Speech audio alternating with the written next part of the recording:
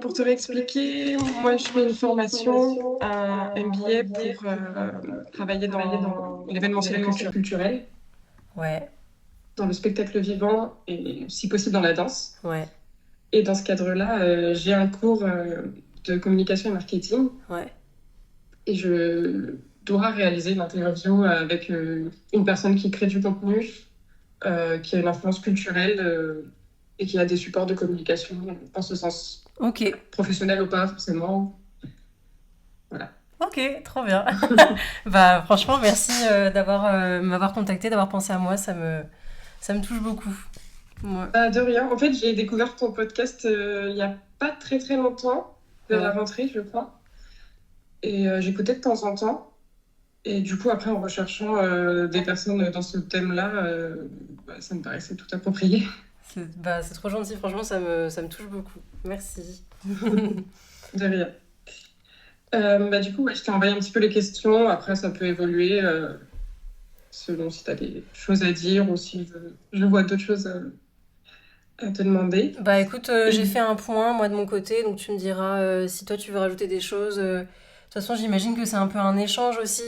Ouais, ok. Bon, voilà. Oui, bien sûr, si tu as des questions, n'hésite pas. Ouais, toi aussi.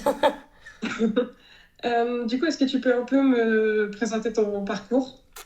Ouais, c'est marrant parce que juste avant Ouais, d'avoir c'est l'interview, j'ai appelé ma maman pour lui demander mon parcours et ce que j'avais des... Enfin, lui demander mon parcours, c'est un peu bête dit comme ça, mais lui redemander... mais en fait, j'ai commencé la danse réellement à quel âge pourquoi et du coup, parce que j'avais un doute entre mes 6 ans et mes 7 ans, et ma mère me dit non, t'as commencé la danse à tes 7 ans, parce que en fait, à mes 6 ans, j'ai sauté une classe, et ma mère voulait pas que ça fasse trop pour moi, et donc elle s'est dit, on va l'inscrire à la danse plus tard pour pas que ça fasse trop de choses pour elle cette année-là. Et donc ensuite j'ai commencé donc par la danse classique, moderne jazz, à Draguignan dans le Var. Et d'accord. un an après, ma professeure de danse classique voulait que je fasse beaucoup plus de cours de danse classique. Elle voulait que j'aille à Saint-Raphaël, sauf que pour ma mère, ça faisait trop d'aller-retour. Et donc j'ai juste continué à Draguignan avec cette professeure-là et Morgane Barret, donc Frédéric Levastre et Morgane Barret, en classique et en modern jazz. Et ma prof de classique voulait, un an après que j'ai commencé la danse, voulait m'amener au concours de l'Opéra de Marseille. Et ma mère a dit non. Alors non pas parce que elle voulait pas que je fasse de la danse mon métier ou quoi que ce soit, mais elle trouvait que c'était un peu trop strict, un peu il y a des critères qui rentraient pas dans ceux que mes parents avaient, notamment les questions de poids. À Ouais, les 8, critères sur le les physique. critères physiques à 8 ans, c'est voilà, Mm. c'est particulier. Et il y avait aussi le côté éloignement où du coup mon père devait être muté après parce qu'il était militaire et donc ben rester à Marseille pour après aller en Bretagne, Mm. c'était un peu compliqué. Donc donc du coup j'ai pas je suis pas allée à l'Opéra de Marseille, mais j'ai quand même été voilà poussée par ma prof de danse classique. Et après, bah, arrivé en Bretagne, j'ai continué la danse. Pareil, on a regardé pour vers mes 10 11 ans voir l'entrée à l'Opéra de Paris. C'était la même chose, c'était les mêmes conditions. Et pareil, ma mère ne voulait pas.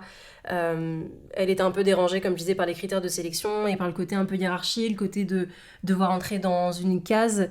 Et mes parents ont jamais trop voulu, et surtout, je pense, ma mère, qu'on rentre dans les cases. Et je pense que c'est ce qui fait la personne que je suis aujourd'hui à vouloir faire plein de Mm. choses et me diversifier. Et c'est trop bien parce que je les remercie de cette éducation parce que du coup, Ouais, je comprends. je me donne pas de limites et je me donne envie de faire ce que j'ai tout le temps envie de faire. Et à mes 13 ans, du coup, j'ai tenté le conservatoire, ce que ma professeure de danse s'en dit très bien. À l'époque que j'avais, qui était mon mentor, on en a parlé avec elle. Je faisais aussi beaucoup de concours de la Royal Academy of Dance, beaucoup de concours de Ok. la FFD, etc. Et on a parlé du conservatoire en danse classique. J'ai eu un go de la part de tout le monde. Mes parents m'ont toujours soutenue. Et malheureusement, on m'a découvert une scoliose au moment de la visite médicale. Mhm. Et j'ai eu plusieurs sons de cloche, donc ça a été un peu bizarre, mais c'est là où je me dis comme quoi faut pas écouter seulement l'avis d'une personne et il faut toujours s'entourer de d'autres avis. Mais bon, à cet âge-là, voilà, c'était il y a 15 ans, je te raconte ça, c'était il y a 15 ans, donc les mentalités Ouais. étaient différentes aussi. Et j'ai un médecin qui m'a dit, bah, malheureusement, mademoiselle, vous ne pourrez pas aller au conservatoire parce que vous avez une scoliose. Et moi, je me souviens avoir été en larmes parce que c'était un peu un rêve pour moi d'aller là-bas et de faire de la danse mon métier. Et je me souviens que je me suis mise un peu à pleurer et ce médecin m'a dit mais pourquoi vous pleurez, mademoiselle? Et ça a été un peu une phrase qui m'a marquée parce que j'ai trouvé que ça avait été complètement dénué d'humain et d'humanité et d'empathie. Et finalement, on s'est renseigné on s'est tourné après vers d'autres médecins. Et ce premier médecin m'avait dit carrément qu'il fallait que j'arrête la danse et que je me mette à la natation. Autant te dire que moi, la natation, je kiffe pas ça. J'avais pas du tout envie d'aller dans l'eau. Et, et finalement, en allant voir d'autres médecins, les médecins m'ont dit alors effectivement, pour le conservatoire, ça va être compliqué parce que j'ai dû porter un corset. Et ce corset-là, je pouvais l'enlever même pas 1 heure par jour. Et quand t'es au conservatoire en horaire aménagé, voilà. Tu peux pas enlever que 1 heure par jour ton corset. Mais par contre, ce médecin là m'a dit effectivement, continuez à faire de la danse. Au contraire, continuez à faire de la danse classique, ça va vous muscler, ça va vous justement maintenir votre colonne et vous aider à aller dans le bon sens et à guérir aussi, même si bon, elle a pas disparu, mais en tout cas à aller dans le bon sens. Et la dernier médecin spécialiste de la scoliose que j'ai vu m'a dit en arrivant, en tout cas, félicitations pour le conservatoire, vous commencez quand? Et on s'est regardé avec ma mère, on l'a regardé, on lui a dit mais nous on a annulé en fait parce qu'on nous a dit que c'était pas possible. Et elle m'a dit une phrase que je pense que j'oublierai jamais. Elle m'a dit une scoliose ne contre-indique en rien la pratique de la danse. Et c'est vrai. Et je trouve que finalement ça voulait dire beaucoup de choses dans le sens où une contrainte ne contre-indique en rien ce que tu as envie de faire. Et suite à ça, voilà, j'ai continué les cours de danse dans mon école chez Sandy Trévière en Bretagne. Et je faisais le maximum la semaine pour pas enlever mon corset. Donc le soir, je l'enlevais juste 30 minutes, le temps d'aller me doucher, quoi que ce soit, pour garder en fait des minutes pour que le samedi, je puisse enchaîner mes 6 heures de danse et faire du sport aussi dans la semaine pour continuer à faire ce que j'aime. Et puis voilà, après la vie a fait que j'ai passé le bac, je suis allée après en préparation à l'EAT de jazz au Mans à mes 17 ans. Je passais en fait pendant mon année de bac la préparation à l'EAT de jazz en candidat libre, mais c'était un peu trop je pense pour moi et ça l'a pas fait, mais ça n'a pas empêché que du coup mes parents m'ont poussé l'année d'après, après mon bac, à aller en école de danse. Et puis suite à ça, la vie a fait que j'ai continué à aller vers ça et à avoir commencé à faire des contrats, à être en alternance. Et puis quand la vie suit son cours et qu'on te propose des choses, tu suis la route, quoi. Donc voilà, un peu pour mon parcours personnel de début de la danse. D'accord, ouais. Je crois que j'avais déjà entendu parler de ta scoliose dans un de tes podcasts. Ouais, j'en ai parlé un peu, ouais. Et du coup, après le bac, au niveau des études, tu t'es orientée vers... Et direct la préparation à l'EAT de jazz. Ouais. En fait, mon année de bac... c'est ton chat? J'ai mon chat. Qui veut manger mes plantes. Il mange tes plantes? Un petit peu, oui. Ah ouais, mince. Je te voyais te retourner tout à l'heure, je me suis dit, il y a un truc derrière. Non, qu'est-ce que je disais? Oui, pendant mon année de bac. En fait, avant ça, après qu'on m'ait dit que je pouvais pas être danseuse, je voulais faire kiné. Je me suis dit, trop bien, je vais pouvoir aussi aider peut-être des personnes qui ont des scolioses, ou en tout cas d'aller aider un peu mon prochain. On m'a dit, tu peux pas faire kiné. Je me suis dit, bon, parce que tu peux pas aller en S. Je me suis dit, bon. Arrivé en ES, on m'a dit, t'aurais pu faire S. Je me suis dit, d'accord, super l'orientation. Et puis au final, tous les vœux post-bac que je voulais mettre, il y avait rien qui me plaisait. Après voilà, j'ai essayé de faire au mieux pour faire pas plaisir à mes parents, mais pour finalement faire plaisir à la société, de voir aller faire des études. Comment t'as dit? De te conformer un petit peu aux attentes. Exactement. Et finalement, je suis allée en prépa à l'EAT directement entre mes 17 et 18 ans. 18-19 ans, j'étais en alternance, donc je faisais une partie des cours à l'école, tout ce qui était danse, théâtre, chant, comédie. et une autre partie scénique, où du coup on nous formait à la scène, comment placer tes costumes en backstage pour les changements rapides, enfin voilà, l'arrivée dans le milieu professionnel. Et l'année d'après, j'étais intermittente du spectacle, donc à mes 20 ans, je suis devenue intermittente du spectacle, donc il y a 8 ans déjà.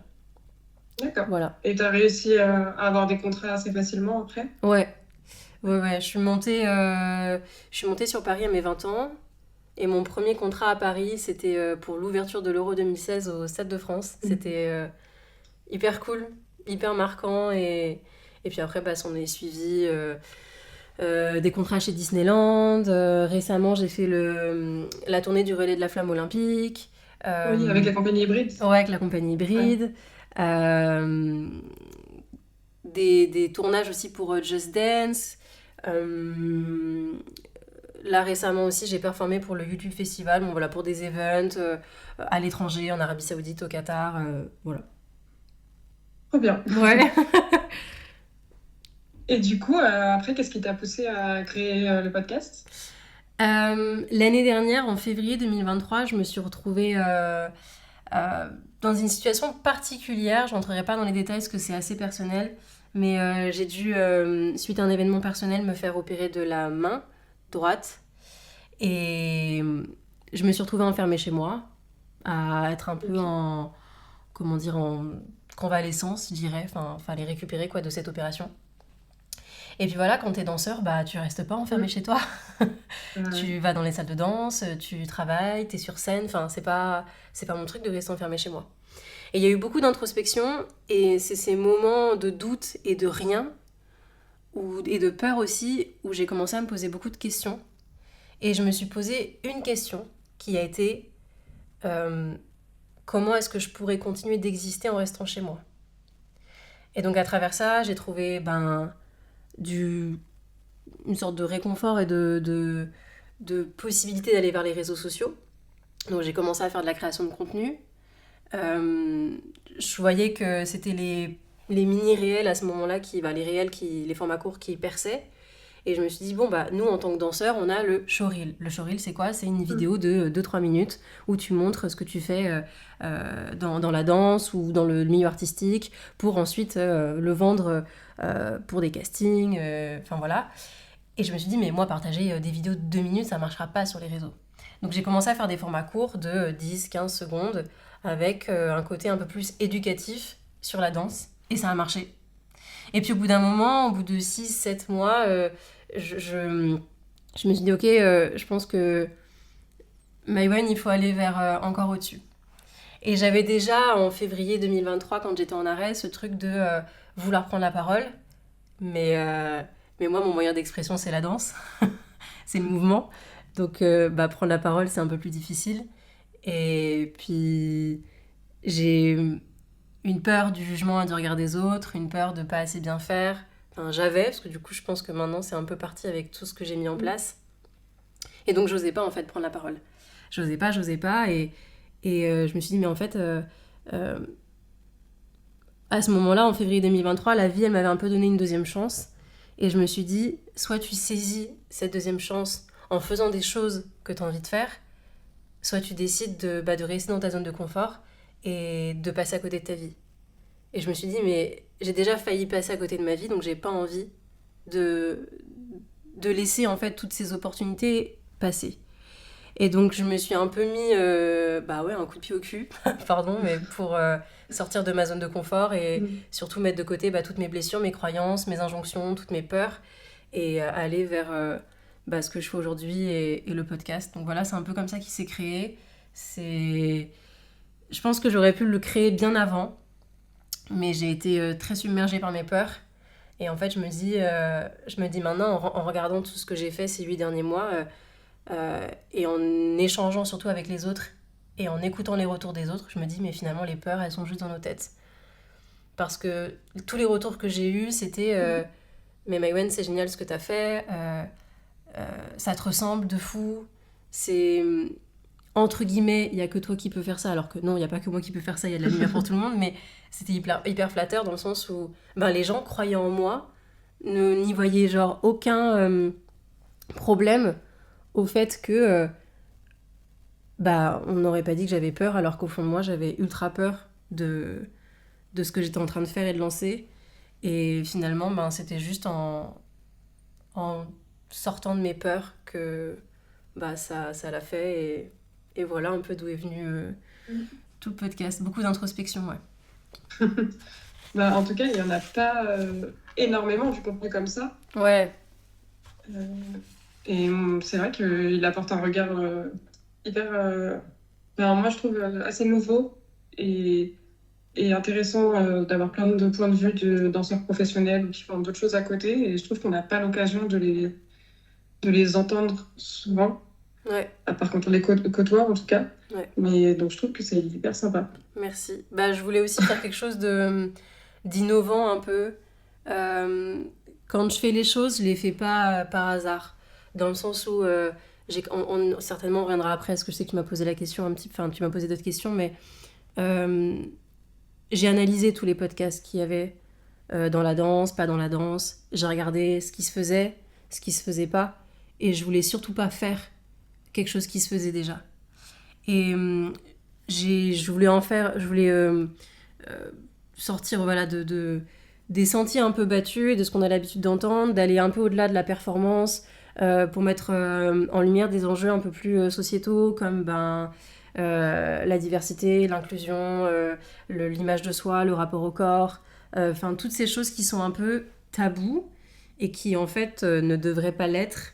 Et toutes les choses qu'on accepte parfois et qu'on ne devrait pas forcément accepter. Euh, Parler aussi des choses top dans notre milieu. C'est important, tu vois aussi, je trouve qu'on a... Enfin, moi, je suis trop heureuse d'être danseuse et le métier qu'on fait est incroyable. Euh, mais ouais, parler de tout ça aussi, tous ces aspects psychologiques, la santé mentale, tous les doutes qu'on peut avoir, toutes les peurs qu'on peut avoir. Et en fait, je me suis rendu compte qu'en échangeant avec mes invités, bah, on n'était pas du tout seul à vivre les Ouais, tout mêmes le monde choses. partage ça. Ouais, complètement. Et c'est bien, je trouve, de libérer la parole sur ces sujets-là, qui sont enfin, complètement divers et variés, et toujours en liant à la danse. Moi, le but, c'est pas de parler que danse, c'est vraiment de parler même d'entrepreneuriat, de santé mentale, comme je le disais, de parler des tabous, des richesses, parler de droits, parler des conditions, parler de tout, tout ce qui est possible et imaginable, mais toujours en ayant un petit rapport à la danse. Mhm. Voilà.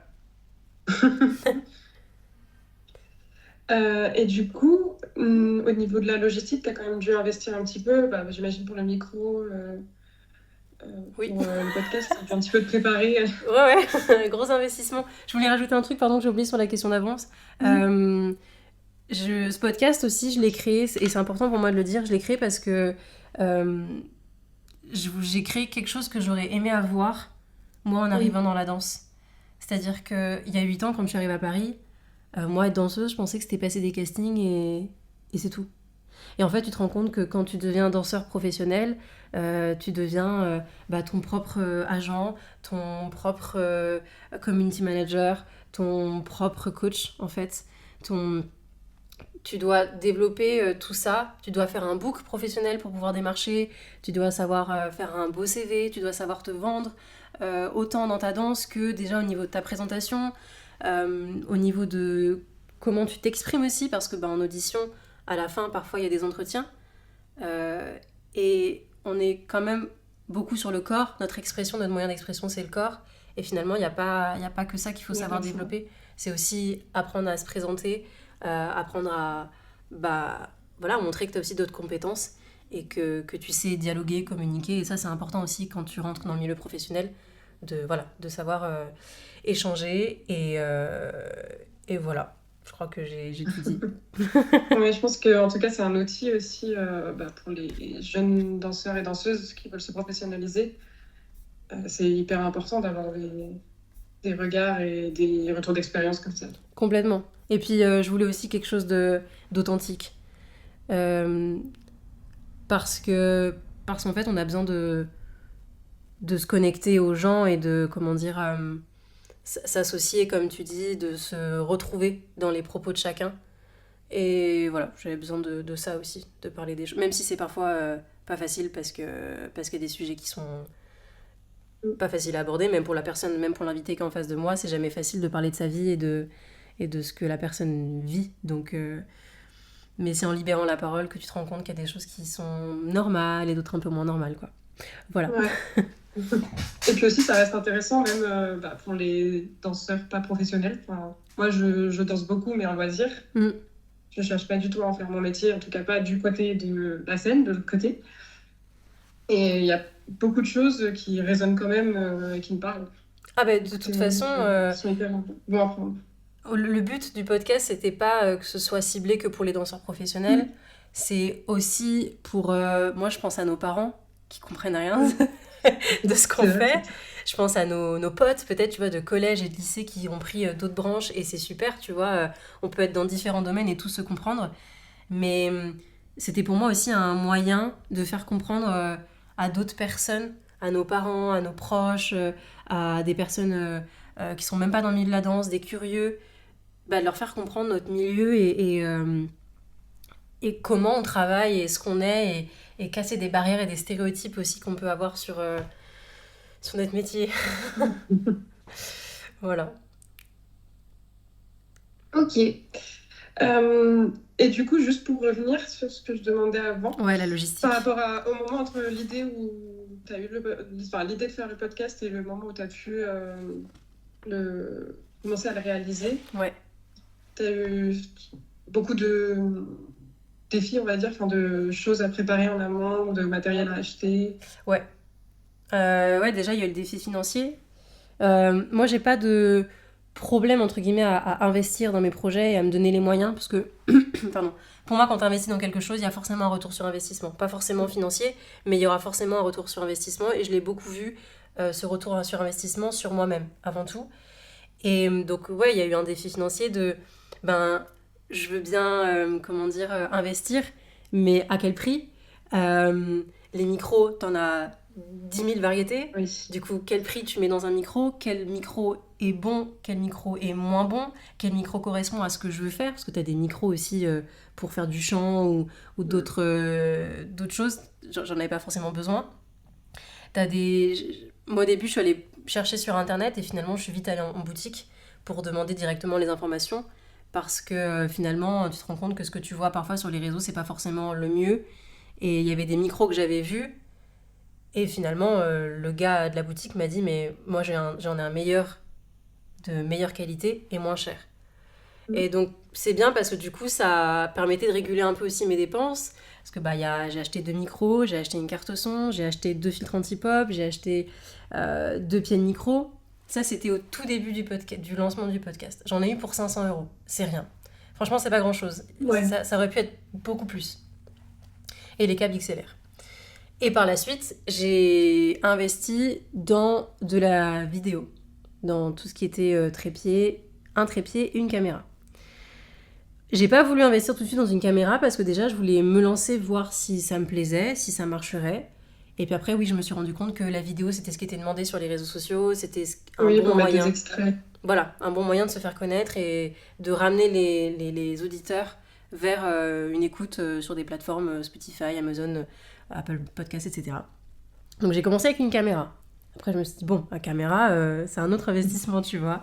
On rajoute 800 €. Puis ensuite, j'ai voulu faire avec 2 caméras pour avoir des angles quand même plus précis. Donc pareil, tu rajoutes 800 €. Puis finalement, après, en parlant avec même mes invités, on m'a dit, ouais, prends des lights, prends ça comme light. Ok, puis tu rajoutes des lights, tu rajoutes des trépieds. Au final, je pense que mon budget, il est autour des 2500 €.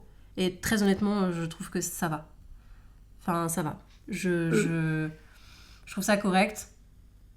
Oui, t'arrives à faire de la qualité quand même. Ouais, voilà. Je me dis, finalement, t'es pas forcément obligé d'avoir du matériel ultra cher pour faire ce que t'as envie. Tu peux commencer avec du matériel un peu moins cher, mais qui soit tout aussi qualitatif.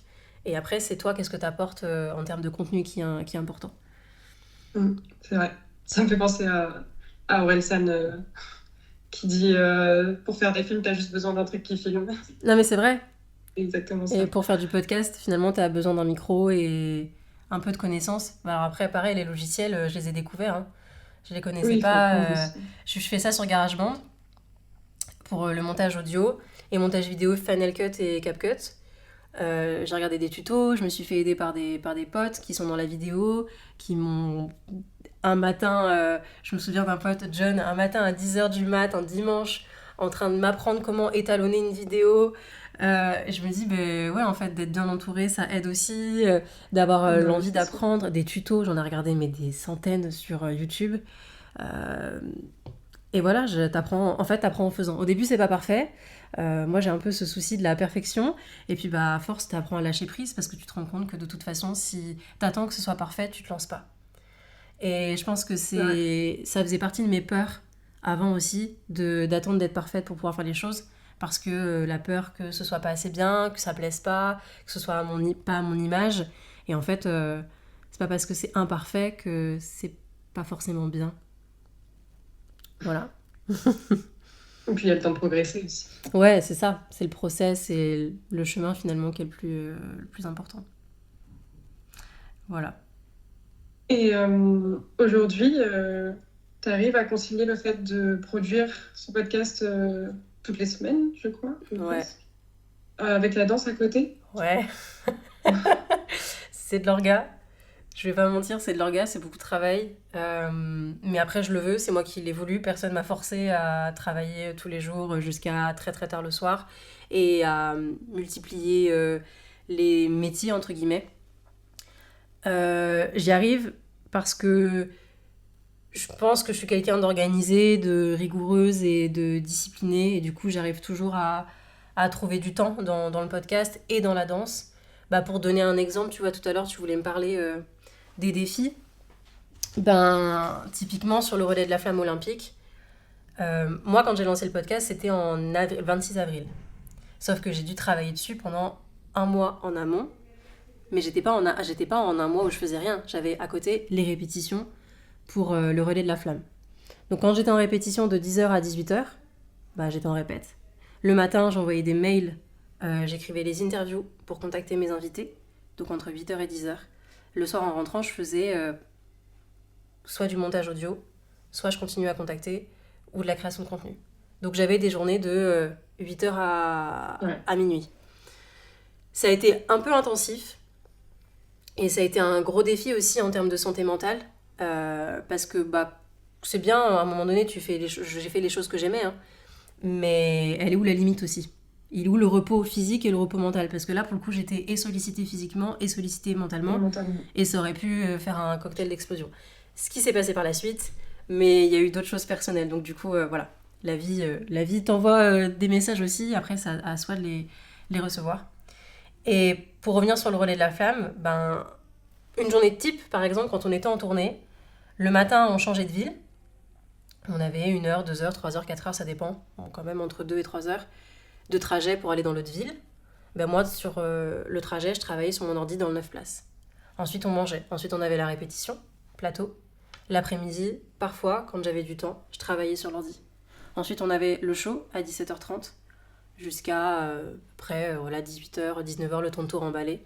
On mangeait, on rentrait à l'hôtel. À l'hôtel, je me douchais, je bossais sur mon ordi. Et j'ai fait ça pendant un mois et demi, 2 mois. Donc ouais, le défi, il est là. Le défi, il est de tenir ce que je disais physiquement et psychologiquement, mentalement.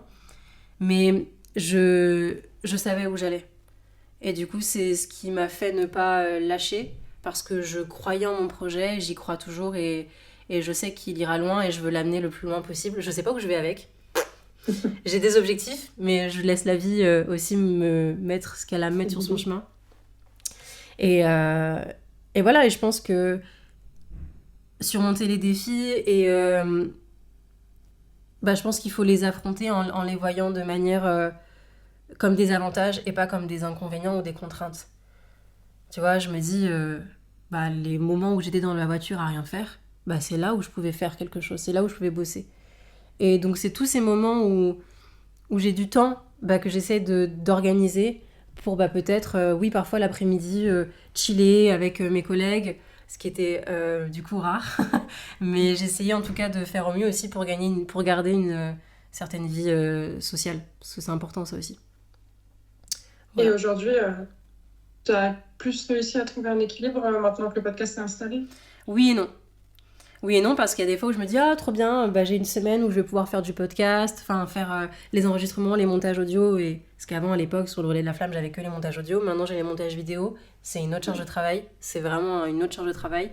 Mais c'est cool. Encore une fois, c'est moi qui le décide. On m'a pas, on m'a pas mis la pression pour le faire, donc je vais pas me plaindre.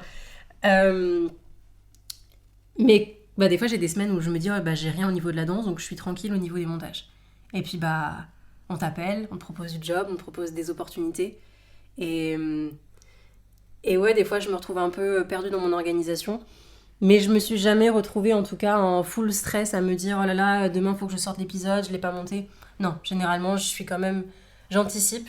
J'ai déjà plein d'épisodes enregistrés pour après, si jamais je dois, par exemple, bouger en répétition, encore aujourd'hui, sur des tournages, sur des events, quand on a des pauses de 3-4 heures l'après-midi avant, je sais pas, le soir qui est l'event, bah, j'amène mon ordi avec moi sur mon lieu de travail et comme ça me permet de bosser et de gagner du temps. Donc, Il faut vraiment être organisé. ouais, du coup, c'est un peu mon organisation. C'est-à-dire que quand je sais que j'ai des grosses journées de 9h à 22h en répète, tournage, plateau, des choses comme ça, je prends mon ordi avec moi. Peut-être que j'aurai pas le temps de bosser, mais peut-être qu'à tout moment, on nous dit, bah là, vous avez 5 heures de trou.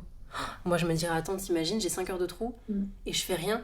Ah, c'est pas possible. Je sais que derrière, j'ai du travail, je sais que derrière, j'ai du montage. Et pour moi, ces 5 heures, elles sont hyper précieuses pour mon organisation et m'accorder aussi des moments de pause.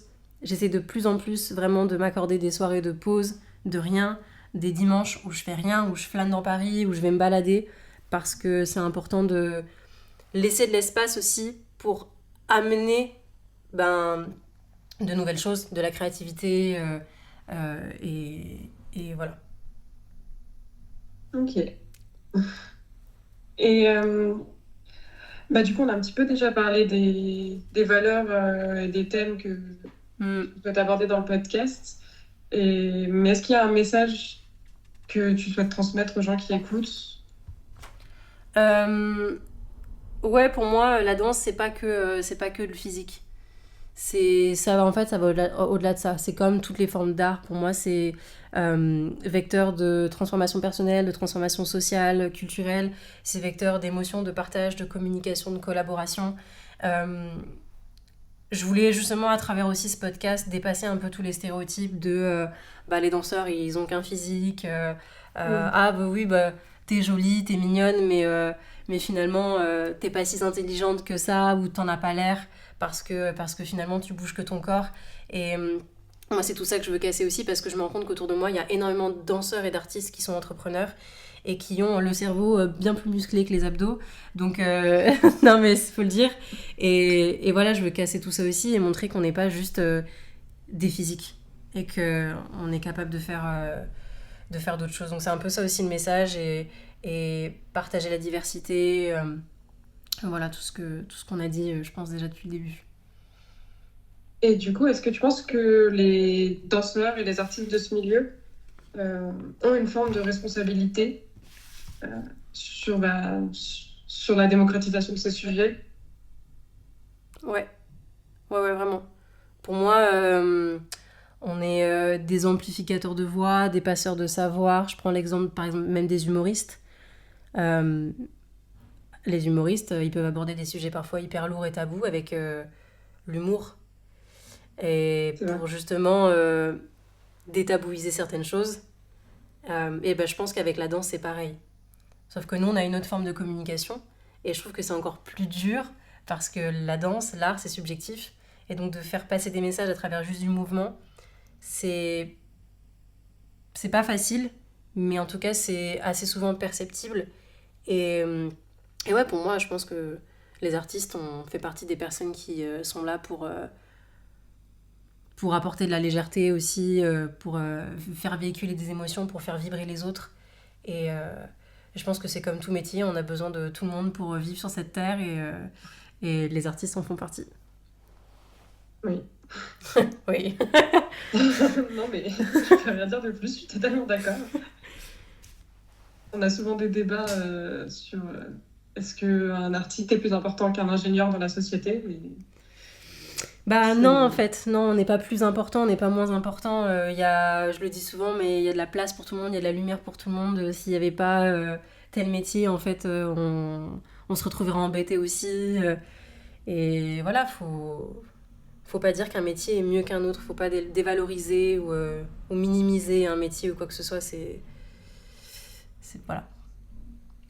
Ouais, et puis ça permet aussi de montrer que c'est possible d'en vivre, Ouais, d'en faire son métier justement. complètement. Et puis que c'est une passion, mais que c'est pas que ça. Il y a beaucoup de choses à côté, et beaucoup d'investissements et de professionnalisation. Ah mais bien sûr, c'est un gros sujet ça aussi. De toute façon, si t'as que la passion et que t'as pas le mental, que t'as pas le dépassement de toi, tu t'iras pas loin quoi.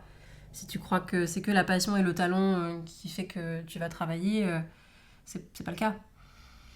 C'est aller au-delà de tout ça. Et comment tu choisis tes invités? Est-ce que tu arrives à en trouver facilement? Ou est-ce que tu as énormément de demandes à l'inverse? Euh, Mes invités, je les choisis de par leur parcours, leur expérience. Ce sont avant tout des personnes qui me parlent, qui pour qui j'ai aussi un intérêt personnel et humain. J'invite pas, entre guillemets, n'importe qui dans le podcast. Je veux des personnes aussi qui me ressemblent dans le sens, voilà, ouvert d'esprit, authentique, bienveillant et, euh, et qui ont des choses à apporter. Euh, voilà, des personnes qui sont, comme je disais, riches en expérience et qui incarnent la diversité. Et en général, c'est des danseurs que tu connais déjà ou des fois tu es en contact que tu connais pas? Alors, il y a des danseurs que je connais, il y a des danseurs que je connais de loin et que, voilà, dans le réseau, le milieu, on se connaît. Il y a des personnes que je connais moins, il y a des personnes que je connaissais pas que j'ai contactées, notamment des personnes qui sont pas forcément du milieu artistique, enfin du milieu de la danse directement, c'est pas forcément des danseurs, c'est ça que je veux dire. Et après, bah voilà, c'est des échanges que j'ai en privé, voir si ça match aussi au niveau de la ligne éditoriale que j'ai et celle qu'ils ont aussi. Et ce qu'ils ont envie de partager et ce que moi je veux transmettre aussi à travers le podcast. Donc, mes invités, je les trouve assez facilement. J'ai rarement eu des refus. Les peu de refus que j'ai eus, c'est soit des personnes qui voulaient pas forcément parler de leur expérience, que moi je connaissais personnellement et que je trouvais intéressante. Donc ça, je respecte. Je vais pas forcer les gens à raconter leur vie. Oui. Et d'autres personnes qui avaient un trop plein d'interviews, qui en avaient un peu marre de faire ça. Et pareil, je comprends. Donc, mais c'était... j'ai jamais eu en tout cas des personnes qui m'ont refusé parce que ça les intéressait pas. C'était juste que c'était pas... Je pense que j'arrivais pas au bon moment. Ou alors pour eux c'était des sujets trop sensibles à aborder. Ok. Voilà. Donc je trouve ça très bien que tu sois pas trop confronté à des personnes qui refusent. Ouais. Après, c'est... Après, tout le monde a le droit de le vouloir, évidemment. Ouais. Mais c'est bien que des gens veuillent partager leurs expériences aussi. Ah, mais j'ai beaucoup de personnes qui veulent partager ces expériences. Et malheureusement, je peux pas prendre tout le monde en fait. Je... Déjà, je veux varier les sujets, je veux varier, comme je disais aussi, les personnalités, parce que je veux vraiment que ce podcast il représente la diversité de toutes les manières possibles. Donc, oui, il y a des personnes que je... Il y a des personnes... en tout cas, je note toutes les personnes qui m'ont contacté, je note les personnes qui veulent participer au podcast, je les note, parce qu'en fait, je me dis que oui, peut-être dans un an, j'aurai envie de revenir sur ce sujet-là, et du coup, je pourrais inviter cette personne dans le podcast.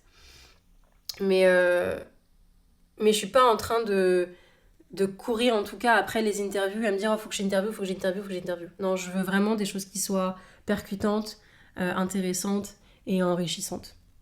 Voilà. Ok. Et est-ce que la notoriété, ça compte dans le choix des invités?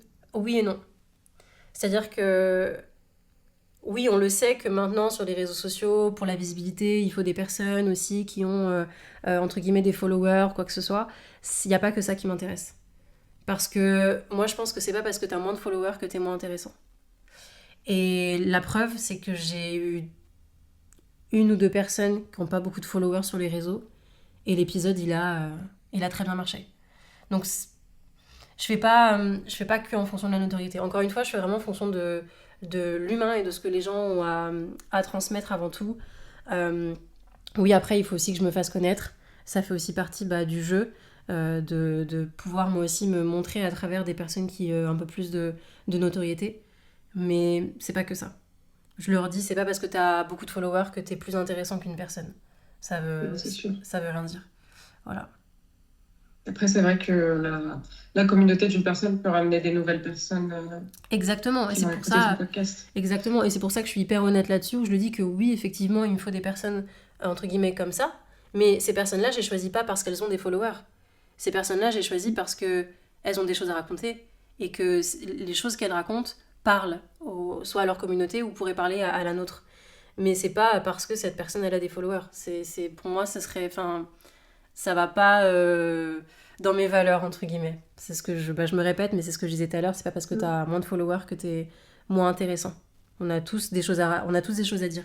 Et c'est aussi ça que je veux montrer à travers le podcast, c'est que on a tous le droit, entre guillemets, à la parole, on a tous le droit de dire des choses. Voilà. Et pourquoi tu as choisi le podcast comme format? Euh, parce que pour moi, c'est un outil euh, que tu peux, le podcast en fait, tu peux l'utiliser, tu peux l'écouter, pardon, n'importe où. Tu peux, moi les podcasts quand je les écoute, c'est quand je suis à la douche, quand je fais mon ménage, quand je cuisine, dans les transports, quand je fais du sport. Et pour moi c'est un peu un outil qui est nomade entre guillemets et que tu peux avoir partout auprès de toi, peu importe où t'es, peu importe ce que tu fais. Et voilà, je trouvais que c'était un bon outil pour transmettre tout ce qui se passe dans la danse. Et, euh, et T'en écoutais avant? ouais, pas beaucoup, mais j'en écoutais un petit peu. Et en fait, je me Ok. suis prise un peu de passion aussi pour ça. Mm. Et c'est en commençant à écouter un peu plus que je me suis dit, ah ouais, il y a vraiment un truc, il y a vraiment un truc à faire. Et surtout que je me suis dit, mais il y a personne en fait qui. Il y a personne qui parle de ce que j'ai envie de parler et d'aborder. Mm.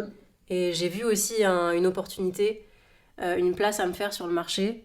Et donc j'ai trouvé ça cool aussi. Moi j'aime bien aller là où il y a personne pour me faire mon trou un peu, comme on peut dire.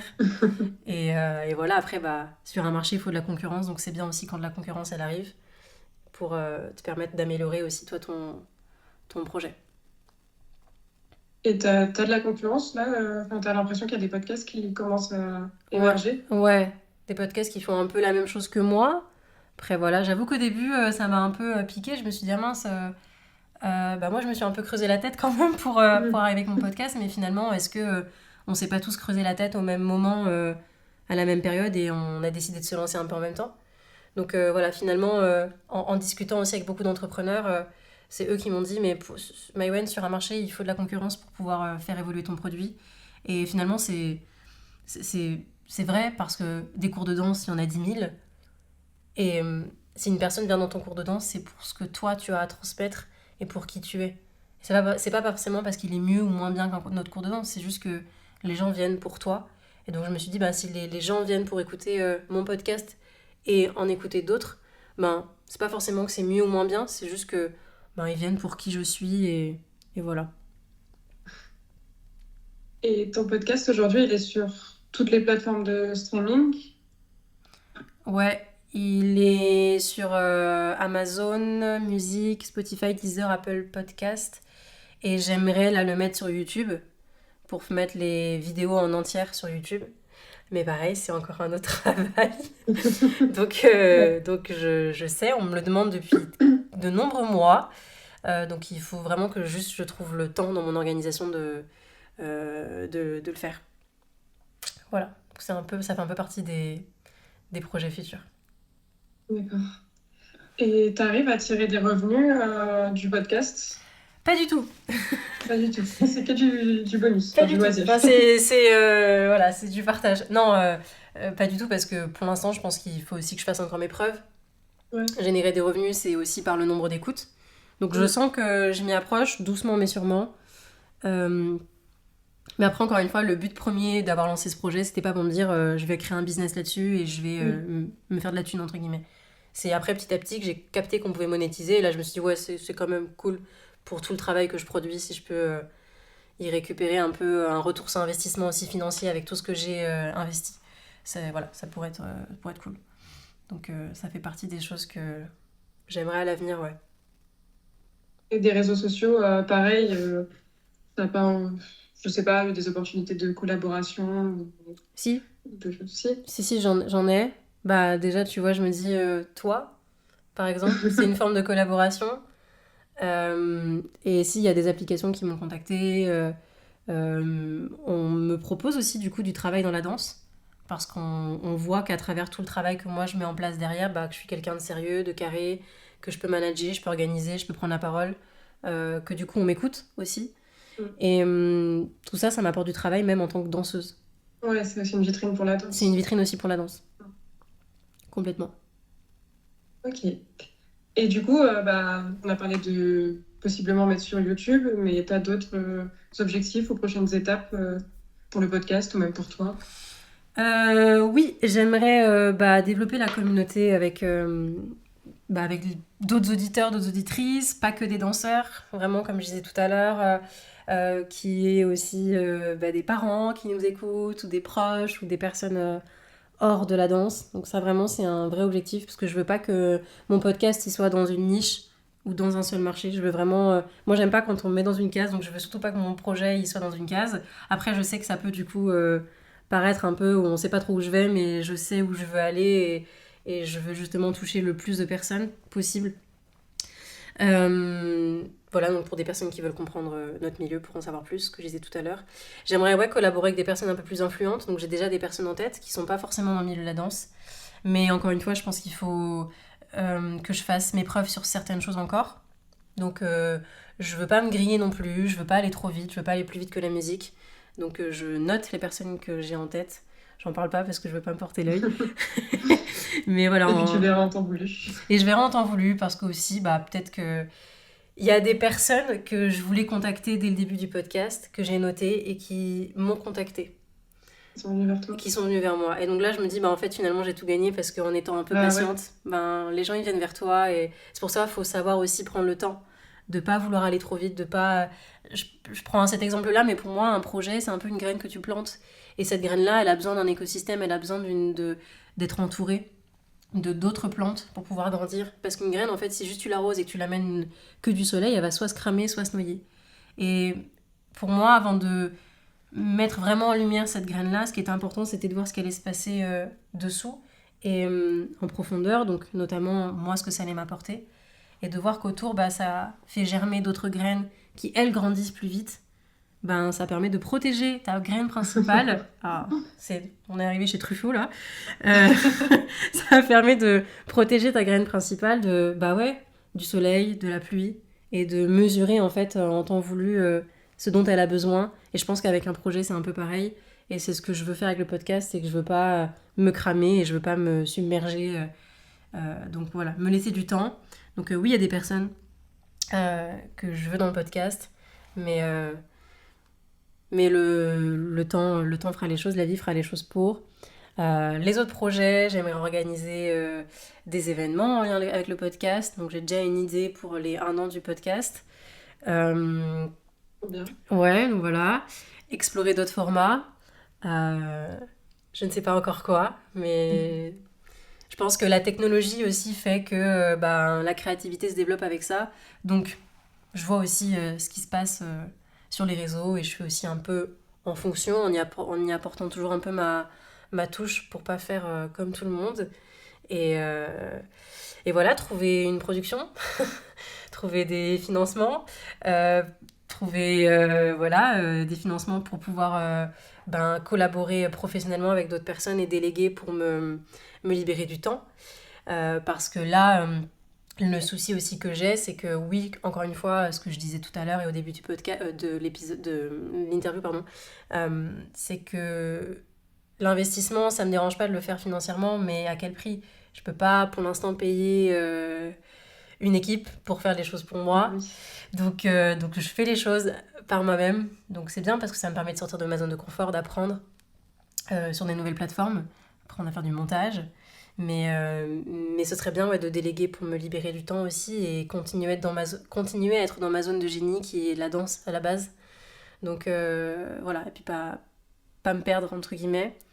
Et puis voilà, après je suis ouverte en fait à ce que la vie elle a à me proposer. Je pars du principe que même si on a des objectifs, parfois la vie elle a autre chose de meilleur. Donc il faut toujours rester ouvert. Et je suis sûre que la vie elle aura de très belles choses à m'apporter, donc je reste ouverte. T'as bien Voilà. raison. Ouais, il faut. Voilà. Ok.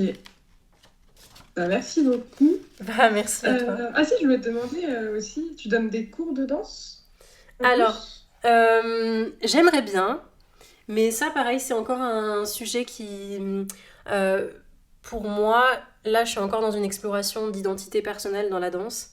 Ok. Et j'ai envie, si je dois enseigner ou transmettre des choses, mon identité et ce que j'ai appris. Et comme je suis encore en recherche, euh, pas tout de suite. Maintenant, D'accord. là j'ai des projets vidéo, j'ai un projet vidéo, certainement deux, où du coup oui j'ai mis un petit message sur les réseaux pour trouver des danseurs qui seraient intéressés pour aller dans mon univers. Donc pour moi c'est une forme de collaboration au début. Ça me permet de moi leur apporter mes connaissances et eux me laisser un peu les comment dire leur dire quoi faire et voir ma créativité sur eux. Donc c'est un peu un échange.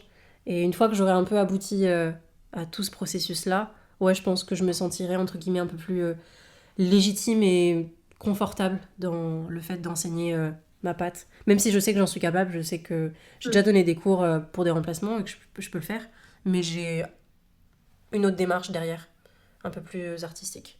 Voilà. Ok, trop bien. Bah écoute, merci beaucoup. Je crois qu'on a fait un peu le tour Ouais, des thèmes. Bon, j'ai un peu mélangé des fois, mais oui, moi aussi. des thèmes que je voulais aborder. Je regarde si j'ai des choses à rajouter. Je pense que non. Non, je crois que je t'ai un peu tout dit. Hein. J'ai beaucoup parlé. Bah, c'est exactement ce qu'il fallait. Ouais, Merci beaucoup. ça fait bizarre parce que souvent c'est pas moi qui parle autant, c'est mes C'est l'inverse. invités et c'est Ah ouais. l'inverse. Mais ça fait quelques temps qu'on me demande, Maïwen, on aimerait bien aussi t'entendre parler sur, bah, te connaître toi en fait, connaître la personne qui est derrière le podcast et c'est pas facile en fait de parler de soi. Je me rends compte que ce que je demande aux autres de faire, Ah non. Ouais. c'est un travail en fait. Ouais, ouais. Tu leur envoies les questions aussi aux invités? Ouais, je leur envoie les questions. J'aime bien parce que en fait, je me rends compte que les questions que je pose, elles amènent vraiment en introspection, comme tes questions, les Oui. questions que tu m'as posées. Pardon, excuse-moi. Et souvent, à la fin des interviews, les personnes me disent ah, ça m'a fait du bien de parler, ça m'a remis aussi en question sur beaucoup de choses. Et heureusement que je les envoie en amont, parce que parfois même on me dit la première fois que j'ai lu les questions, j'ai eu des idées. Mais la seconde fois, quand j'ai relu les questions, j'ai eu d'autres choses qui sont venues, ça a un peu émergé. Et donc, c'est ça qui est bien aussi, c'est que je veux que les personnes, quand elles arrivent dans le podcast, elles se sentent pas à la fin du podcast, ah mince, un peu frustrées Oui, je voulais de dire ah, je ça. veux dire ça, j'ai oublié de dire ça. Donc, moi, je le dis, les gars, c'est. Quand je dis c'est authentique, c'est si vous voulez venir avec des feuilles, des papiers, des notes et tout, venez parce que moi, la première, j'ai mes notes sur mon ordi, donc voilà, que chacun se sente bien dans la prise de parole. Bah, top. Voilà. Et Bah, ben, merci beaucoup merci à toi, de m'avoir Mathilde. raconté ce temps. Bah, merci à toi d'avoir pensé à moi, de m'avoir contacté, de m'avoir laissé aussi cet espace de parole. Et puis, bah, qu'est-ce que je peux te souhaiter, moi, pour la suite? Bah, de trouver du travail qui me plaît. Yes. Je suis un peu en reconversion. Ouais. J'espère m'épanouir. J'ai fait 2 ans en tant qu'ingénieur. Bah, enfin, j'aimais beaucoup ce que je faisais, mais ça me passionnait pas non plus. Et à Hmm. côté de ça, j'avais ma deuxième vie avec la danse. Et en fait, je suis un petit peu la chargée de production, de communication, de diffusion de mon collectif de danse. Ok. Je fais tout sauf la création artistique, on va dire. Hmm. Et c'est vrai que ça me prenait beaucoup de temps et en même temps, ça me passionnait. Donc, ça m'a guidée vers une orientation professionnelle dans ce milieu. Donc, j'espère réussir à trouver quelque chose et à m'épanouir Yes. comme ça. Et tu veux aller vers la danse, toi aussi? Tu veux danser? Tu veux créer? Euh, non, non, pas forcément. Moi, j'aimerais bien soit travailler dans une salle de spectacle pour la programmation de spectacles de danse ou en tant qu'agent d'artiste Ok. ou chargé de production. L'événement aussi. Après, j'essaye de pas non plus me fermer totalement aux autres milieux artistiques du spectacle vivant. Bien sûr. Mais c'est vrai qu'en premier lieu, moi, c'est la danse aussi qui m'anime le plus. Et puis après, tu sais, si t'aimes pas trop la routine et que t'aimes bien diversifier, l'événementiel, c'est chouette aussi en dansant. Mm. Oui, c'est vrai. L'événementiel, c'est pour le coup, là, c'est varié. C'est vrai. Bon, bah, trop bien. Bah, je te souhaite tout le meilleur et j'espère que cette interview, elle t'aura apporté, elle t'apportera des choses pour la suite. Bah ouais, non, mais au-delà de l'exercice scolaire, c'est quand même hyper intéressant. Et puis ça me donne l'opportunité de discuter avec toi, d'avoir des nouveaux points de vue. C'est hyper cool. Yes. Bah, merci beaucoup, Mathilde. Merci à toi. Bon après-midi, bonne journée. Merci, bonne continuation. Bah, de toute façon, Toi on aussi. s'écrit sur les réseaux, voilà. Oui, je t'envoie la vidéo. Yes. Bye bye. Salut. Ciao.